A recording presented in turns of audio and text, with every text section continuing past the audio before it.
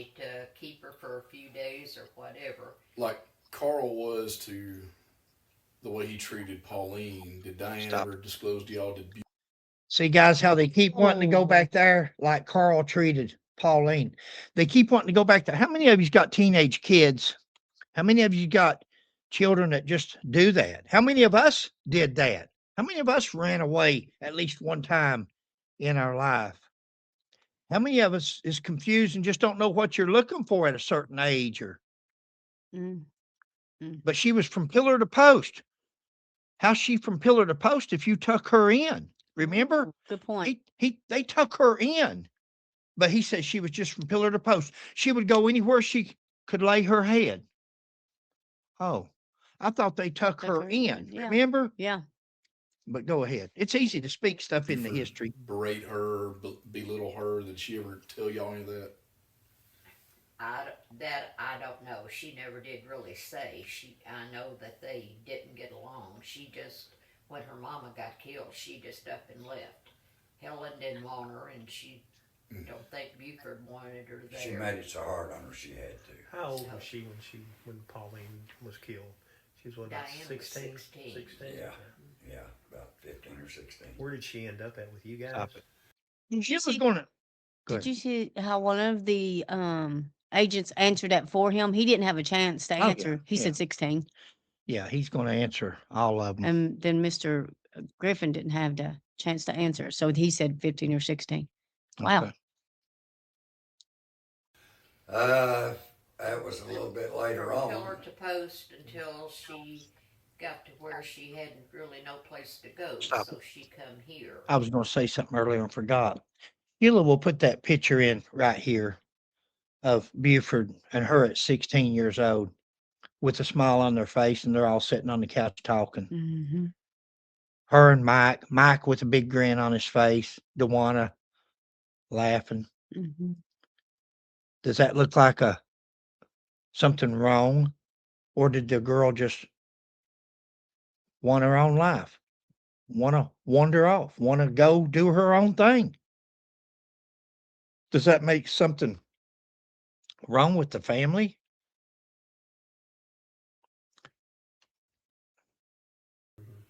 And We rented her a little house and got her a little job. And she met a guy here.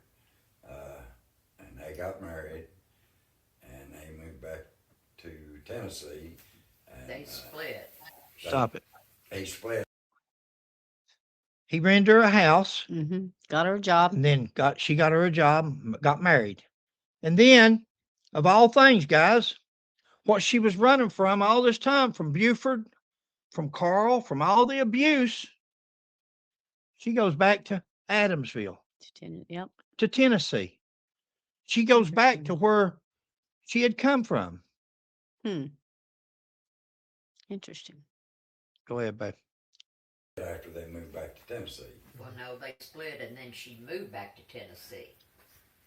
But she stayed at that point, right? Because didn't she? I think he won it. I think he Red Red never moved did in. go. He never did go to Tennessee. Stop. Where'd she go to when she went back to Tennessee? She went back to Buford's, guys. She went back to Helen's. Where else would she have gone? Where did she have a place to go to? Because her husband stayed in Kentucky. Mm-hmm. That's ironic that Pete Vance was from Pikeville, Kentucky. That's who she married, Pauline married. Mm-hmm. And then Diana married a guy from Kentucky, and he stayed in Kentucky, and she went back to Tennessee. Her and her mother both married. Go ahead, Pop, unless you got something. No. But when Diane I'll went sit back, with you. she ultimately stayed there, right? She went back to Tennessee. Yeah. I think she was living in Lexington, around Henderson County, or She did live in Lexington. Yes, she and her daughter had an apartment there. We went and seen her when she was so sick. Stop. Mhm. In Lexington, Kentucky. Or Tennessee, you think you said. Well, she said they went and seen her. I Mhm. don't think they went all the way to. Go ahead, let's play it then. We might have to cut this part. Yeah. And that day, her granddaughters come by, and her son come by because they knew we were there to see Diane, so they stopped by to see us. But she only lived a couple of weeks after we were down. Do any of the other family, other than just, maybe Aileen and some of the ones closer, some of the younger ones like Mike Jr., do they stay in contact with y'all, or you have any contact with, I think it's Mike's brother Eric? So Mike had Mike Jr. and then Eric, is that Eric, correct? no, we don't never No, hear from I've him. never, They never- I've never, no. Really? Diane's son, every now and then, I think he's popped in about twice. What's his name? John John? David Oh. McCaskill. Now remember this name. John is Diane's son. At the end of this video, I'll listen to it again. Mhm. That's one of the things that upset me the other day, but Okay. at the end of this video, Mr. Mullins, I won't repeat that yet. I'll Yeah. wait and listen to it again to make sure I'm correct so she don't have to edit. But Okay. if he says what I thought he did in that first time I ever heard it, it's very disturbing. But let's just wait till the last video and we'll let him say it with his own mouth. But remember, John. John David is what she called him. He still lives in Tennessee, He though, was- right? Yeah. I think. Oh, right? he's. I thought it was. He was. Right, it is. You may Yeah, know. he's got black Because that's hair. where Brent's Yeah. from. Yeah, Yeah, yeah. dark hair, big guy. Yeah. I think I he's got got, him in my his folder. daughter still works in or someplace down there. Well, anyway, sometimes John will pull up, come in just like he lived. Well, we kept John for Yeah. quite some time as well. I think it seemed like we've raised them all, but he'll pop in and just say, "Well, I missed you and I love Stop. you. I'm on my way." We've never heard Eric or Mike or Madison. Madison ever say one time that they visited or that they were raised by Mr. Mullins or his wife Phyllis. We've never heard. She said, "Seems like we've raised them all." That's three of them that we don't think was even. Go ahead. Well, the thing I picked up on is she said he would pop in and say, "I love you, I've missed you." But then when Mike, he didn't want nothing to do with him. That's what he said. That's what Mhm. Griffon said. But she Right. just said they raised them all. Yeah. They've raised them all at some point. Griffon says Hmm. Mike and Eric at least. And I think if that's the same name, this John, at Yeah. the end of this video, and if it is, I'll remind you. Oh, law. Okay. So and so, I just thought I'd stop in and say hello. And sometimes he'll send a text on Griff's birthday. And At least he tries, I guess. Well, Diane, him and Diane, they did. They loved us. Of course, we was always really, really close and good to them. And that's the only one out of the family that. well, Leanne, she loved us too because we kept her. Who? Leanne, her and Well, Diane. yeah, she still love you to death. Oh, but, yeah. Now, who is Leanne? That is Diane's daughter. Okay. She Okay. had two. Diane had two children, John And Diane. and John and Leanne. I mean, Leanne. Yeah. They lived up there, right on 22, about halfway up, I guess, between Adamsville and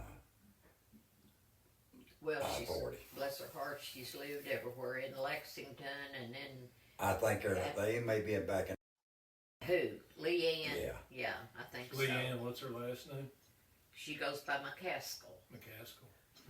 I don't think I'm not sure that she and the children's father ever married, but she goes by McCaskill as well. How do you spell McCaskill? McCaskill. Okay. Do y'all have John's number in case I maybe wanted to give him a call? No, he's never left a number or I got anything. you. Okay. That's fine. I pulled his DL. Does that catch anybody else's attention. He's never left a They're, number. they're so close. They've raised every one of them at some time or another. And they can prove us wrong. Everybody can put comments in here where they're welcome to. But Eric, Mike, Madison, John, Leanne, Mm-hmm. they said they was close to all of them. They raised them all at some point. Don't know nobody's phone number. They didn't give them their phone number. We can, he's in the He port. can't. The only thing that, like I said, we ever hear from him is, he may call and wish his Uncle Griffon a happy birthday or something, and, but he don't keep, well, we've never asked. Yeah. Even Leanne. I'm starting to see a pattern here. You two are the go-tos when Oh, people need a, always. need a Even soft when place my to brothers lay. and sisters, kept Pauline Leanne, even, kept John. I don't know why, but Oh, yeah. I was always the, I'm thankful. Sounds like you were the glue that kind of held Yeah. the family Yes. together there's somewhat. no I doubt. will say that. Yes, Stop he it. was the glue that. He's the glue that held everybody together. But didn't Let's he- ask Madison and Eric and Mike. Let's ask. Too bad we can't ask Mike, Pauline's son, Mike. Too bad we can't talk to him. They say they're the glue that held the family together. Went out and got Diane paid her first month's rent when she got there to give her a place to stay. Again, I think the last segment of this, we should be on video number 3 by now from looking at the clock. Yeah. So we're on number 3. So, but the last video that we played, whatever it is, 3, 4, 5, you're going to be stunned when you hear the remarks at the end. What you going to say? Well, on the video, he said that Pauline was the one that everybody went to when they needed Thank something you, or wanted babe. to talk. Thank you. But Pauline was the glue that kept the there's family together yeah. then. She was the oldest child, and everybody confided in Pauline.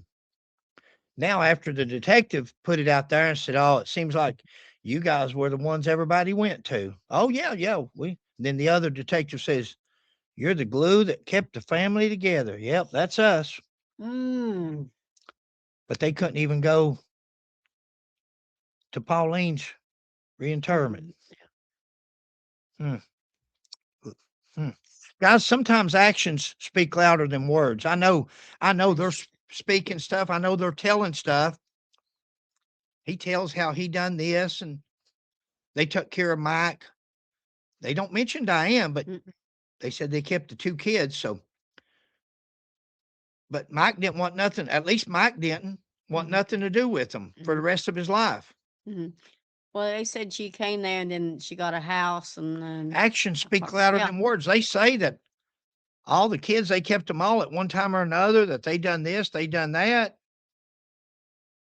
But actions speak louder than words. When they ask for a phone number of this loving grandson, oh, we don't have his number. What about then they started asking about Leanne, but they realized that if they don't have the grandson, they don't have hers. Mm-hmm. Glue that kept the family together. And you if you had to get a hold of one of them right now tonight, how would you do that? Actions speak louder than words, guys. This is not adding up at all. That held the family together because his sisters, both of them, even though his oldest sister, Kathleen, was married and wonderful husband and whatever and lived down the street from us, anything that went on, well, he had ended up having a brain aneurysm. And after that, even though Kathy had a son that lived a few houses down from her, she depended on him.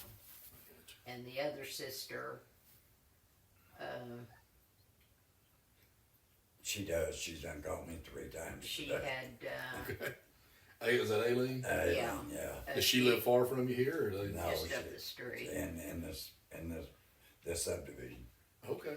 and her son, the reason most of she called it, he's in the hospital and they think he might have cancer of the foot. And she, Yeah, yes, it does. Well, I guess it'd be safe to say now we know what we know about y'all. Like there, and not that we would anyway, because I understand Aileen's not maybe in that great of health, or she No, she's not. she's not. she wouldn't know anything more than you would know. No, absolutely not. No, she wouldn't. No. No, she never kept in contact with, as far as I know, with any of them. Well, we don't want to disrespect anybody, but just in keeping with the trend we talked about, that's why we came to you. All right. Because it sounds like everybody does. So we'll stay with that. Well, the only other one that would have known anything about Pauline would have been Kathy, the one I lost back in March, I guess. And her and Pauline lived in the same apartment building in Chicago, and I'm sure did the run around together. They partied together. Yeah. Well, that's kind of why we seem like we might be come across as we're in a little overdrive, but I mean, we just like you lost Kathy early in the year, and you lost your brother, and it's like we can't afford to wait anymore if we're really going, justice for Pauline. And that's all. I'll be honest with you. I pull no punches. That's what we're in this for, because she deserves it. It's been too long, and it's time for some of these questions to get answered. All right. And that's why we're here, and may never know all of them. Right. There's some things that We don't know all of them. we don't know, There's no and way you can. history won't allow us to know all of them. No, because it's so far there's removed. things, that We think we'll get close, though. Yeah. I think we'll really get Well, close, and I hope you will look at it like we do. We're of the mind. Wherever the truth falls is where it falls. Good, bad, or indifferent. you know, it's gotta it- fall. nothing would Oh surprise. my goodness. Wherever the truth falls. Okay. Did we look at Dennis Hathcock? Did we look at the gun? Could Dennis Hathcock had been in control of that gun? I'm just asking hypothetical all these years, but because he's a convicted felon, could he have had to work it out with Mike Elam that maybe they brought Ricky Plunk in? And I don't know. Ooh. I'm just telling you things that we've heard or people's told us or we've thought of. If all we want is the truth, what did the Mask family say? What did Troy Mask say when you interviewed him about the blue Cadillac that was hid in the garage on New Hope Road for 2 weeks?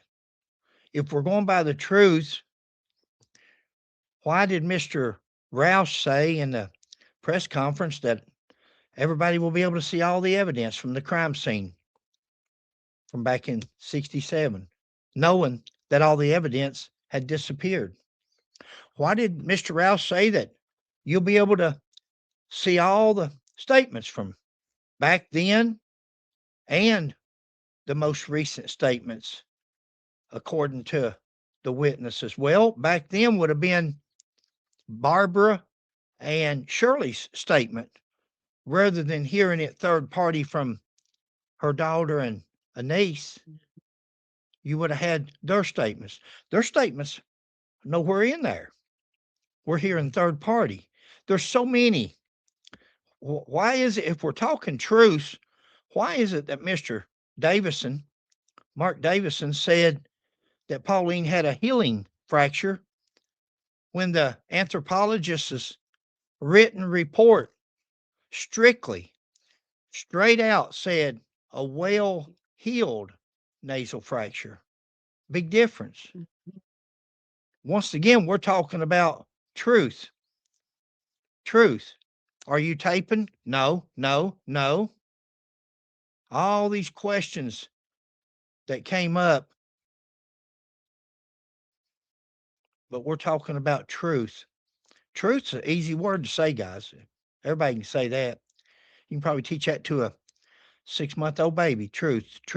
Just like saying dad, mom. Anybody can say it. It's what it means. Truth with proof. If they're wanting the truth to me, then why do they keep guiding him in a different direction? Why are they not taking everything that he says as factual and flipping it? Babe, fame, fortune, and name recognition. Fame, fortune, and name if you want to be famous and work a case like this and have it on your resume, have it on your folder, have it in one of the most famous, that 2,500 page report that's out there now has got these guys' names Yeah. all over it. Yeah. Their names are all over that report. Yeah. But it doesn't amount to a hill of beans if they're not truthful It in does it. to them. It does to them. To them, 5 years from now, 10 years, 20 years from now, when somebody pulls that file out and looks at the Buford Pusser, or whenever there's another movie made, Yeah. and it shows 4 people sitting down with an old man, Yep. probably with some mental issues. As you get older, your mind doesn't function as Well, that's well what as I it mean. I'm not does. saying Yeah. I'm not So saying it's mentally easier ill. to I'm saying that, but he's not. confuse and manipulate. I would have felt better had they had somebody to test him and done a Mhm. mental competency test on him to see if has he ever been diagnosed with dementia, has he ever been diagnosed with Alzheimer's or senility Mhm. or anything at that age, because it's Mhm. coming to It's all of us, everybody. sure. You're exactly right there, but Sad. for them to lead him and for him to just join in, Mhm. it's very very wrong. Go Well, ahead. as you get older, you go back to the childlike state. So Well, he's in agreement with anything they say. exactly, At a this point, child I don't know how far we're into it, but at this point, we are. He's in agreement with anything. He can't agree with them on to please anything they them. say fast enough. Mhm. Wow. That's just my opinion. Our opinion. Yeah, that's the kind of way you got to look at it. Yeah, I that's, guess you know, you gotta approach after, it that way. After 56 that- years, as great as things were, That's great. I, I will say this. The last time I guess I was down there, Buford, he came in the living room when it was all set and he was just getting up. We spent the night there in a motel somewhere, I think, before we got there day before, and we got there that morning. I guess Buford had worked that night late, and he was a little late getting up. And first thing he said to me when he walked in, I don't know why he said it, instead of saying, "Hey Griff, how are you? Good to see you." He said, "Griff, they're after me, and they're after me hot." It's in July before Pauline's. Why would he, guys? Wow. Yeah. Why would Buford Pusser tell his brother-in-law that? Just all of a sudden. Griff, they're after me, and they're after me hot. You know, Helen said that people was calling the house, making threats. Hmm. Buford's life had been threatened several times. Is it so unusual that when it finally happens, that a person's in shock? Do you guys, has any of you given any thought that it's easy for this man to talk 58 years later? He's almost 90 years old. It's 58 years later. Where was he at? 1967, 1968, 1969, 1970, 71, 2, 73, 74. Where was he at? For those 7 years after Pauline was killed, where's Griffon Mullins at? Where's Jack Mullins? You never hear from Jack Mullins, Pauline's father. Jack and his wife said that Buford was nothing but good to Pauline. Hmm. Never heard anything out of Pauline. Didn't worry about Pauline. One of the children they didn't worry about was Pauline, because she knew as long as she was with Buford, she was in good hands. He would take care of her. That was their comment on Buford Pusser. That was the in-laws. How many of us out there can talk about our in-laws, a relationship like that? What a relationship. They were going that morning to visit their in-laws and her mom and dad.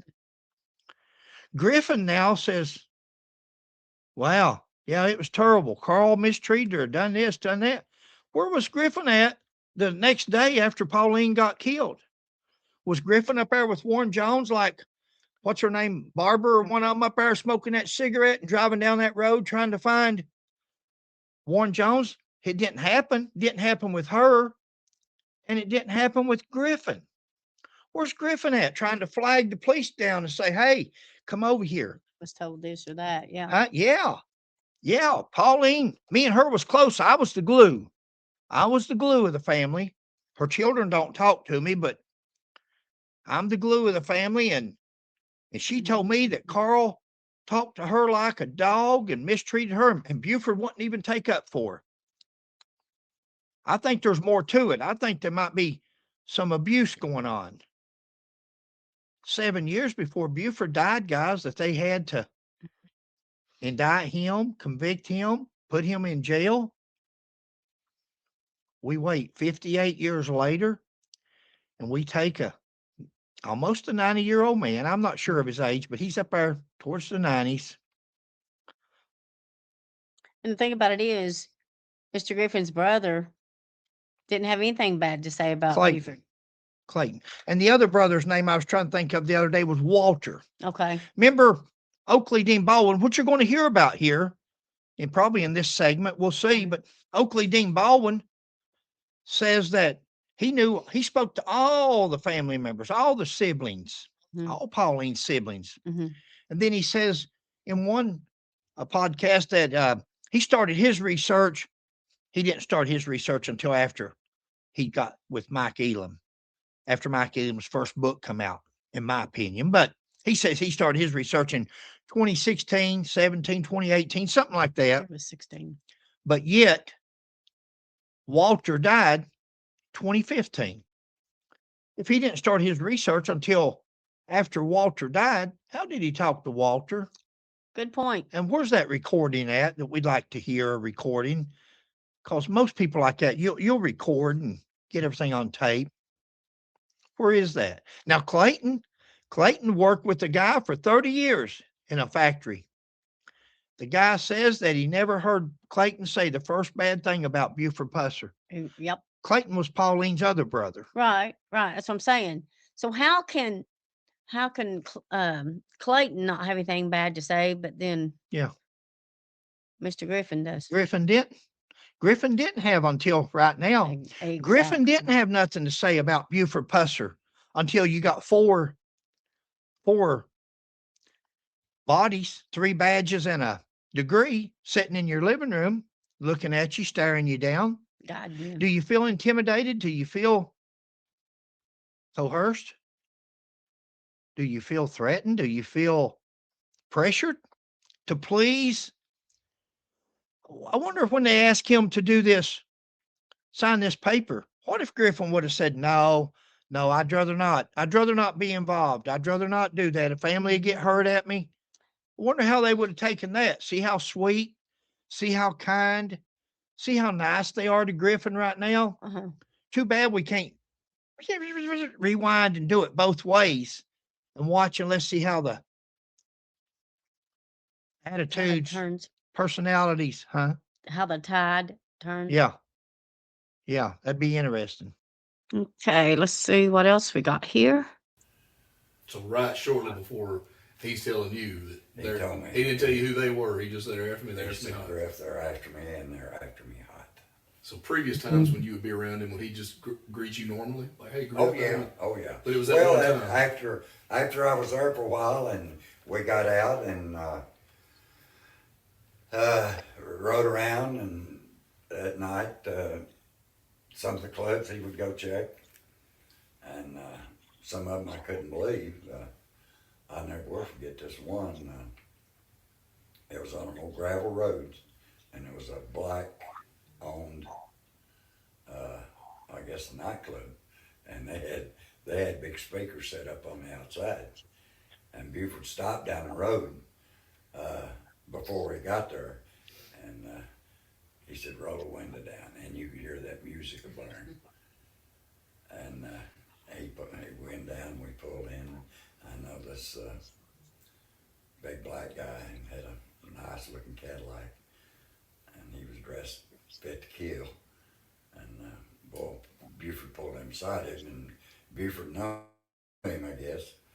And Buford said, "Well, when you gonna take me for a ride in that new car, man?" He said, "Right now, Mr. Buster, just anytime you want to ride."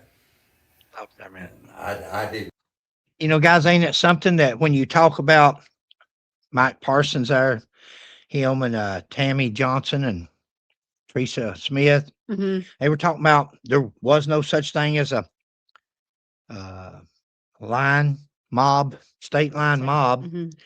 They said that until it came time to put it in Barbara's book, and then of course the girls said, "Oh yeah, there's state line. That state line was mean, no," but yet it was no state line. And how rough people had it back then. People had it so rough. They had it rough. W.O. drove a Cadillac.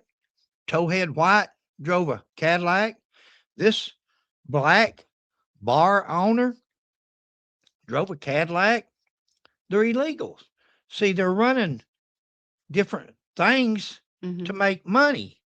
It wasn't a matter of trying to feed your family. One of the officers said, "I'd do it to feed my family." Is it to feed their family, or is it so they can drive a Cadillac around?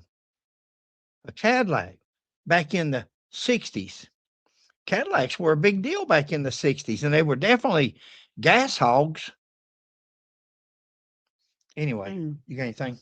No, but I was thinking about earlier. Well, let's just wait and see if it's brought up anymore. Okay. We'll see what All I happens. was right. in that joint because I just didn't feel like it was a place I needed to go. And Buford did go in, and I seen him, and I guess the owner. Stop it there, man. Just clear up another myth, guys. He just done it. There's a bar so tough. There's a black bar so tough looking Mm-hmm. that Griff says, and he's from Louisville, Kentucky.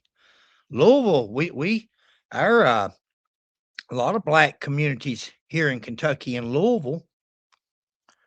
Griff didn't think he needed to go in to this bar with Buford. Tough bar. Look mean, look tough. But yet Mike Elam, if you listen to Mike Elam's podcast, he says that Buford Pusser never went nowhere without Jim Moffitt with him. He never went and done nothing without backup. He never went on calls. He never worked a shift by himself. Who in the world would believe that nonsense that the sheriff of the county and somebody with the reputation Buford Pusser, he didn't get a reputation like he had from being a wuss. It didn't happen. Here Griffin says, "I didn't even go in. I didn't have no business in there." Buford walks on in by himself, does his roadhouse check, make sure everything's orderly. But yet Mike Elam writes in the history, puts on his podcast, Buford never went nowhere by himself.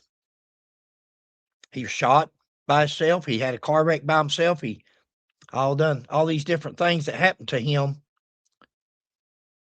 Go ahead. Mm-hmm. Bartender or somebody that's around back, I could see their flashlight just checking and looking. And He could see Buford checking. Little places. Did Pauline ever tell you she was concerned for Buford? Did she ever tell you, like, She told me, yeah, they all feared for their lives. I know they did. okay. Because that, But he never told you who was after him. He just said they, from what you can remember. he did not. They out to get him, or they. He said, He asked her if Pauline ever told him anything that they were after Buford or she feared for Buford's life. He said, yeah. In a minute, he even mentions the ambush. I forgot about that part, but he does. But after he said that Pauline had told him that, then the detective changes the line of directions. He changes the line of questioning into a different direction. He don't want to talk about Pauline anymore, saying that Buford's life may have been threatened. Y'all can listen to it, rewind it right there and listen to it again. Well, on the Eddie Bond video, somebody asked, I guess it was Mr. Bond asked Mr. Pusser about, was it true about there was a hit put out on him? And he said, yeah. Oh, he'd yeah. heard that. Yeah. So That's a good one. Yeah, that's on Yeah. Eddie Bonds. That was live. That was with Buford's own Mhm. voice. When you Mhm. got statements like that with the person on video or audio, Yeah. there's no denying it. Buford said that. And there's newspaper articles to that effect. Mike Elam says, why, show me one bar.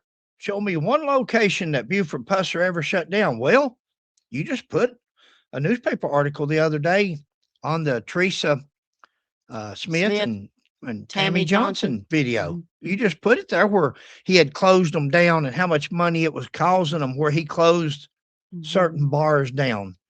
That's in the newspaper. Was that just falsely written in the newspaper? Nobody went by there to check and see if maybe this was just written in the history in the newspaper. I don't believe that. I believe it was written in the newspaper because it was true. In fact, we'll put that right here and show once Show the again. newspaper. Yeah, where he shut down. Mike Elam's always saying, first question I ask naysayers is, tell me one bar, tell me one location where Buford shut it down. He shut them down, guys, but he's not the judge and the jury, but they killed each other and everything. Mhm. Mr. Pastor said he was costing them lots of money. They were losing lots of Exactly. money. But right here, she just admitted, or he did, Griffon did, that Pauline had told him Hmm. that Buford's life was in danger. Exactly. Buford's told Griffon that. See, when Griffon gets on telling the history and telling what went on without thinking about it, it's favorable towards Buford and Pauline. But when they put the words in his mouth or they ask the questions in a leading manner, Hmm. he'll agree with them. He'll agree with anything they say. It's not hard to see. Go ahead. They're after me and they're after me hot. Now I know there is some guys that he did, like Towhead White. Mm-hmm. Don't know how that came about, but there was some people, I guess, over at State Line that was involved with Louise Hathcock. Mm-hmm. And she was I guess She was a handful. and I guess he was involved with her, and he didn't like it because I guess the way Buford was trying to close her down or something. I don't know, but Stop I it. think he Close was, her down for something. Yeah. He says that Towhead White didn't like Buford because he was trying to close Louise Hathcock down. Wait a minute. I thought Mike Elam and Baldwin says that Buford was on the payoff. Hmm. Louise was paying Buford to protect her. But remember, he shot and killed her. He shot his payday up. But Griffon is saying there, back then he was hearing that Towhead White was upset because Buford was trying to shut Louise Hathcock down. Yep. Wow, you're trying to knock somebody out of hundreds of thousands of dollars? A lot of money. A lot of money back in the 60s. Huh. Interesting. part of somewhere along the line. I think he played a big part in the ambush. I believe that. Stop. Oh, I believe that. I believe that Towhead White played a big part in the ambush. They're silent. They're choked. And Towhead White, from best of our understanding, Towhead White was in jail at the time, but his girlfriend, Billy Sue Johnson, I think it was, mhm. had went out and traded his Chrysler or something in on a Cadillac. She had a Cadillac at the time. Mhm. And remember when Bobby Floyd was polygraphed, he failed his polygraphs by Mississippi law enforcement, not Tennessee. Tennessee wasn't investigating Pauline's homicide. It was Mississippi that was investigating it. Was it 3 polygraphs he failed? 3 3 or 4? polygraphs, failed all 3. Mhm. Deceit, Mhm. not truthful. Then they scheduled one for Billy Sue Johnson, Towhead's girlfriend, that also had the Cadillac. She said she would take it. When they went to get her to go for the polygraph, she said, no, I've lawyered up. My lawyer told me not to Not take to no polygraph. And that's where the investigation, I think Mississippi turned it, what they had found and the Mhm. evidence they had and the polygraph over to Warren Jones in Tennessee then and said, here's what we've got so far. Here's our suspects. And you gave it to Warren Jones, and Mhm. Warren Jones filed it away. He didn't want to look at nobody except just like these guys today. Yep. Nobody but Buford Pusser. See, in Sad. an investigation, guys, you follow the evidence. You follow the leads. You don't get a target and then follow that target. You let the evidence lead you. Everywhere it leads you is where you go. That's not what happened in this case. Mm. They set their sights on Buford Pusser, and it's like playing a game of Monopoly, game of life. Spin that dial. Let's ride up here. Let's go talk to so-and-so. Let's fly over to Louisville and talk to. Let's take a bunch of us. We should get a whole platoon. It's a wonder they didn't bring the whole National Guard and line them up out in his front yard. That's incredible. 4 officers for a 90-year-old man, guys. 4 officers. 4 investigators. Who does that? You guys are out there. Sad. You might do it for the mob. You might do it for the Hells Angels, the outlaws. You might do it for, you're going to see Griffon Mullins, almost a 90-year-old man with, seems like he may have some issues. Well, go ahead, babe. I can't remember some of the other names, and Buford told me about him taking him out, and I think down on the Tennessee River, whipping his ass good one night, trying to get through to him. So I know he had a vendetta against Buford. I know Towhead White. You know, again, we don't have the crystal ball, but like I said earlier, there's always these two sides. You want to go ahead and listen, or? And again, we try to stay somewhere in the middle where we hope the truth lies. There is one possibility that this ambush actually happened. Right. And there's these characters, like you named, some that either are or are not involved. Possibility. Right. But then there's also the flip side of that coin is that maybe there was something with Buford and domestic with Pauline and something happened there. Something can happen there. And again, that's where. So you're saying there's a chance. You guys ever seen Dumb and Dumber? Will you go out with me? 1 chance in a million. So you're saying there's a chance. There's a chance it's Towhead White. There's a chance it's Nix. There's a chance it's W.O. There's a chance Dennis was on the lookout for what was going on. There's a chance that P.D. Plunk was involved and on the take with the state line mob and even had one of the guns that was used in the shootout and gave it to his son.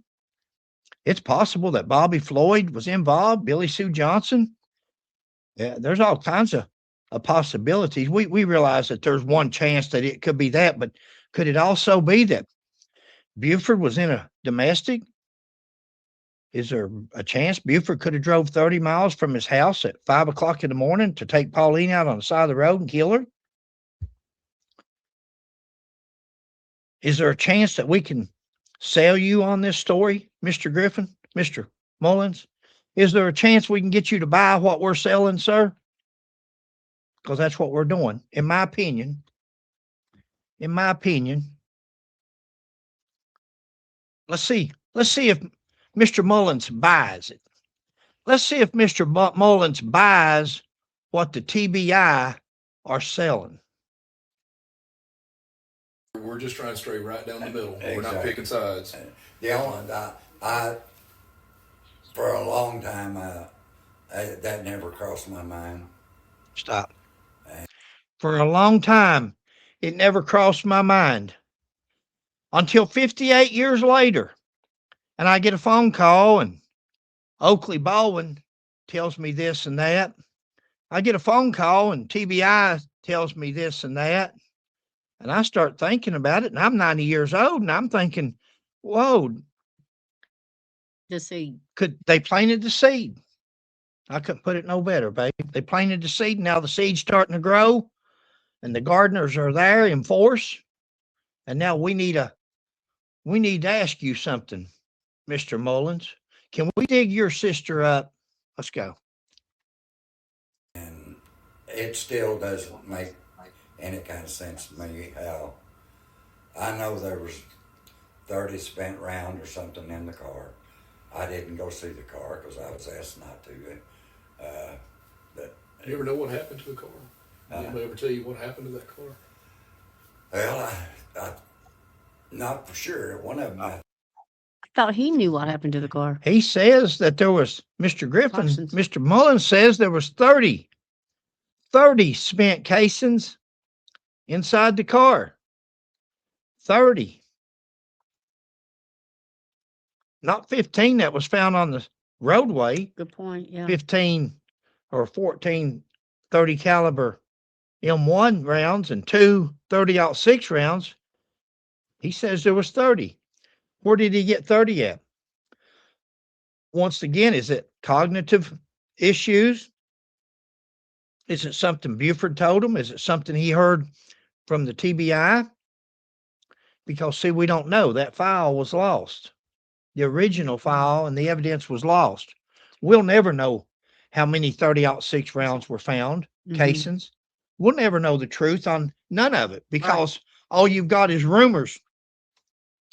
All you got is what Mike Elam and different people have wrote throughout the years because the original file is gone. I'm starting to understand now that somewhere along the way they made another file. It's not the original. You can make Right. another file. You can find a paper here from Mike Elam. You can find a paper there from Barbara Bivens. You call it what you want, but Mhm. they know who we're talking about. Anybody that's up on the Buford Pusser case knows who we're talking about.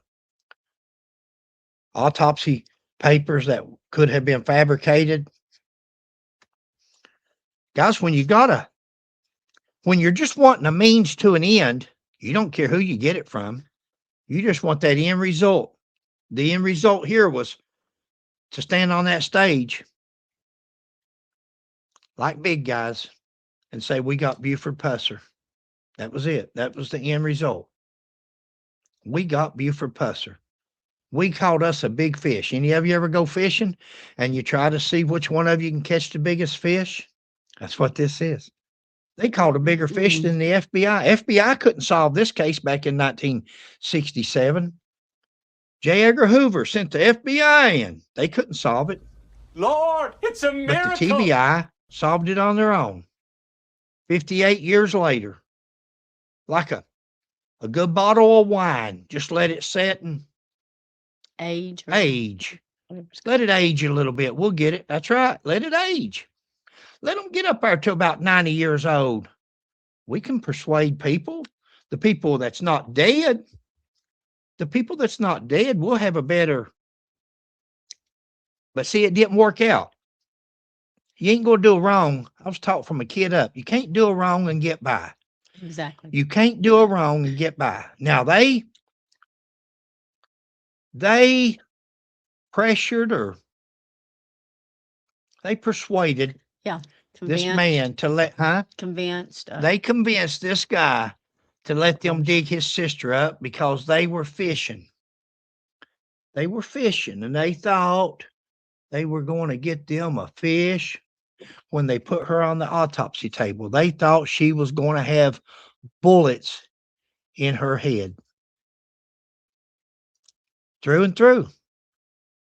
They went through one side and out the other. They went through the back and out the front, or in the front and out the back. They call it what you want. They didn't get nothing because what they were after was not right. And the good Lord sometimes just brings what Things to Sheila light. say, dark Things that are done in the dark will be brought to the light. things done in the dark will be brought to light. I don't know why Sheila and I have been issued the flashlight to point this out. And you can take what we say as nothing, or you can Fine. look at it and think about it and say, well, possibility they're right. Or you can say, hey, they're dead on it. If it is, it's not us. It's not coming from us. It's nothing Sheila and I know or do. It's just every time we get ready to get off this case, something brings us back. Right. Either it's Agree. somebody making threats or somebody's hacking our computer or somebody's saying this or that. And we say, you ever heard that old song? Ain't no Hank gonna run me off. And that's about like we are. But is that what it is? Is it pride or is it ego or is it the good Lord says, keep it going. Keep it going. Yeah. Show these people that what happened is not right. I've got Buford. I'll handle Buford. I've got Buford and Pauline.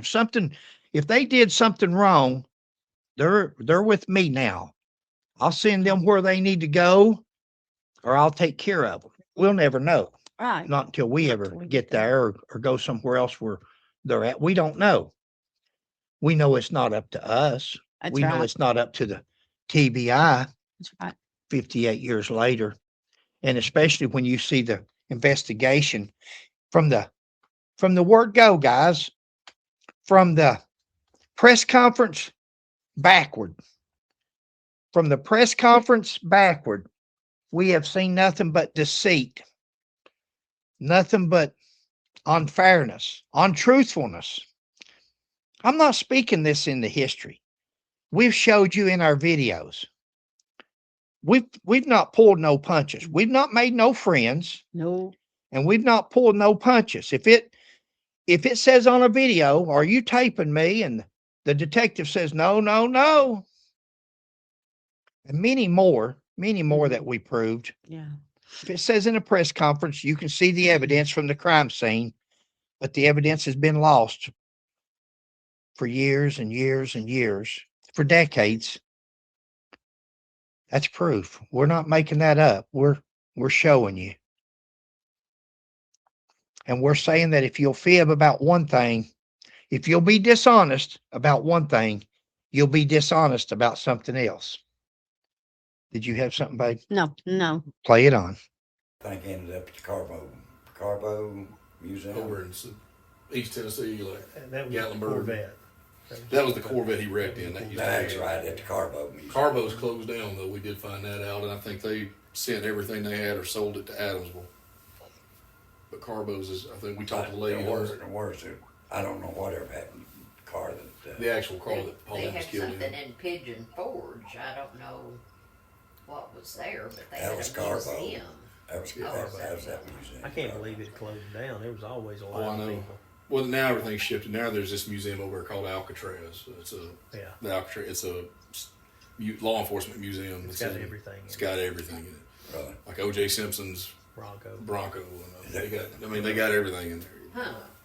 But you know, again, we have to stay open minded to any possibility. We can't stay closed off because, unfortunately, we think that's kind of what has caused a lot of this case to go cold is because there's always been weighted to one side. of Yeah, what happened. yeah, exactly. It, like I said, nothing would surprise me, but how the car was ambushed and shot up like it was, and him getting shot at the same time. But again, and I'm not trying to disrespect you anyway, but you were not there. Exactly. There you go. Oh my gosh. When he finally takes a stand and says, Mhm. "How could it get shot up like that?" Him got shot too. And he said, "Well, you wasn't there." He tells her that in a minute. In a minute, she makes a comment. And he said, "Was you there?" And she says, "No." He said, "Okay, then, But he said it's not weighted to one side. No, it's not weighted And to one side, but that's the not, whole case has been weighted, wow. pointed towards Buford Pusser. But again, that's where you speak stuff. They're speaking that at him. It's not weighted They're to going one to correct side. him now. Yeah, they're getting ready to correct him. Go ahead. Whoa. When that happened, right? No, I have no idea. So knowing about how the car got shot up is based on somebody telling you. Is that correct? Exactly. Yeah, everything is hearsay. Stop it. Yeah. How is it to you, Mr. Parsons? How'd you find out how the car got shot up? Was you there? How do you know how the car got shot up? Was you there? He has as much right to what he thinks or what he's heard as you do to what you're trying to imply. Why is it different when he thinks the car was shot up in an ambush and Buford was shot? But in your mind, you're thinking Buford done it, and you're right. You have no evidence. You have no evidence that Buford done it whatsoever. The logical reasoning here is that there was an ambush. There was two cars, Buford's and somebody else's, and the car was shot up and Pauline was killed. Now, again, guys, this is for all of you that's got that report. Please go and look and see if you can find any kind of report from the TBI from Mr. Parsons where he spoke to any of the Mask family. Yeah. The Mask family used to live on New Hope Road. Mhm. And the very last thing that he was told in the last interview that we did, Yep. the very last thing he said, I know sometimes I overlook things. Is there anything I've not asked you? Well, yeah. I said her astrology sign. That's about the only thing they didn't discuss, but definitely nothing to do with Buford or the ambush. And she said, well, just make sure you check with the Mask family. Make sure you check because they had that car hid in the barn. So what I'd like to say here now is he says he doesn't want to point nobody in a certain direction, but he has. That's all he's done during this whole investigation. But let's show us that report where you went and interviewed the Mask family. Show us that report where you went and interviewed the lady that sent you the email talking about Dennis Hathcock's criminal history and different things where she was questioning things. It's in your report. The lady you sent the email back to, and that was exculpatory. She wanted to talk about it. That was pointing you in the direction of somebody else. You didn't do that. So at least show us the report where the TBI was so interested in the truth, in getting the truth, that they interviewed all parties that was available on either side, no matter what they thought. That would include the Mask family. Now, we know, Sheila and I do, because we've done our own research, that Herman, the father's dead. Yeah. Clyde and Buford, Are Mask, deceased. are dead. Mhm. They're all three deceased. But there's another brother, Troy. 76-year-old Troy. Troy Mask. Troy Mask. They will know Tammy and Teresa. One or both are friends with them on Facebook. He's on their Facebook page. Mhm. Yeah. But I'm sure there's going to be a report in there. If there is, guys, then I have to eat crow and say, okay, them guys done everything. That's okay. At least they did go follow through with that lead.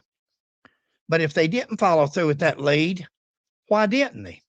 They said this is a straight down the middle. We just looking for truth, no matter which way it is. Well, if you're not investigating everybody, if you're not going to all the leads that people's pointing you to, that's not fair. You can tell that. You can speak that into history. You can tell everybody that Fred McCoy's got a whole head full of hair. You can tell them that. But if they go looking, they're going to know. They're going to know that I don't. Thing of it is, I just found this so interesting. Was when he talked about the ambush and stuff, he said, the last thing he said was, okay, were you there? Yeah. How'd you know? Yeah. But he didn't challenge his remark on how Carl treated Pauline. Yeah. He didn't say, were you Yeah. there, or how do you know? Yeah.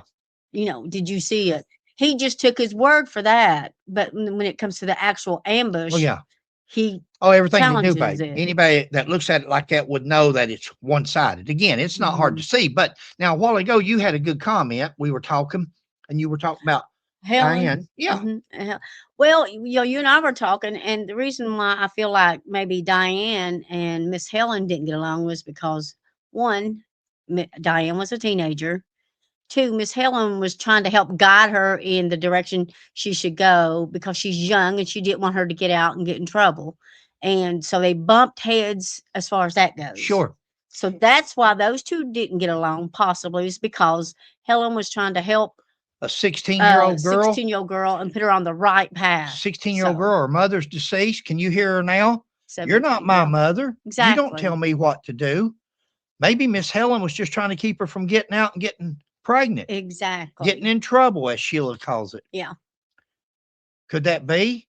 Does that mean Mhm. that Pauline, that Helen, Mr. Griffon let them imply to him that That's what I'm saying. Carl and Helen was mean to Pauline and mean to Diane?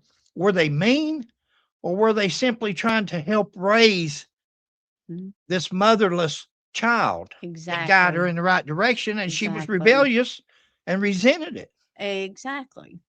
That's what I feel. Had she got out and got pregnant, 16 years old, they would have been saying, well, where was Helen at? You would have thought that Buford's mother would have been trying to help guide that child. You would have thought that she would have. Hmm. Guys, this was the 60s. Yeah. This wasn't the 70s and 80s. Right. This wasn't the 90s. And this sure wasn't the 2000s, where kids just run wild, where kids You respect control the parents. Hmm. This was a different time. Maybe they actually loved Diane. Maybe they actually cared about Diane and her Sure. welfare Sure. and what she turned out to be. I think so. Good point. That was a good point you made. Sheila Thanks. come up with that earlier. We were Well, I talking. forgot. We got busy talking and stuff, and I forgot to. Yeah. Well, I ain't gonna let you forget that, because that's too good of a and any mothers out there, any stepmothers or any grandmas that's Yeah. raising somebody else's child, they can relate Sure. to Helen doing that. Now to Griffon says, oh, and even Phyllis says, oh, pillar to post, wherever she could lay her head, but we took care of all of them. If it was pillar to post, then you're not taking care of her. She wouldn't be sleeping pillar to post. She'd have a bedroom there at your house. Mhm. That's the first thing. Hmm. Second thing is, if she hated Adamsville and she hated Tennessee so much, why did she go back? Why did she go back to the very place that she had run away from? I agree. Go ahead. But I don't. That might have been Buford's tale. I have no Stop. clue. But They've got him in doubt. Yeah. Now he's in doubt.